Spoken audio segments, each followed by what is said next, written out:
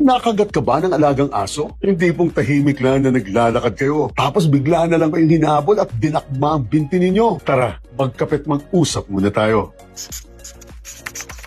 Dahil ang mananagot po sa mga sitwasyong ganito ay magdedepende sa aktwal na nangyari sa inyo. Dahil una, in general, ay malinaw po ang ating civil code na ang mga nag-aalaga sa hayop ang may vicarious liability o ang mananagot sa lahat ng danyos na kagagawan ng mga alagang hayop nito. At hindi po mawawala ang pananagutan nito kahit pa hindi nito sinasadyang makawala sa bahay, bakuran o sa pagkakatali po nito. Bukod pa po dito, alam nyo ba na mayroon na rin tayong RA 9842 o ang anti-rabies law kung saan malinaw na kinakailangan pa iniksyonan ng anti-rabies na bakuna ang lahat ng mga alagang aso. At kapag nakakagat ang alagang aso ninyo, obligasyon ng nag-aalaga nito na ipagamot ang taong nakagat ng alagang aso. At kapag hindi po ninyo ginawa ang bagay na ito, nako, pagbubultahin kayo ng hanggang 25,000 piso. Subalit pangalawa, bago po ninyo gawin ito, siguraduhin nyo munang wala rin kayong pagkukulang sa nangyari sa inyo. Dahil kung kayo po mismo ang umakyat sa bakuran ng ibang tao o kaya naman pumasok sa bahay ng kapitbahay ninyo sa kung anumang kadahilanan nito at dahil dito ay nakagat kayo, then mawawalan po kayo ng karapatang habulin ang may-ari ng kumagat sa inyo. At ganun din po ang mangyayari kung kayo mismo ang lumapit sa aso upang paglaruan o asarin ito.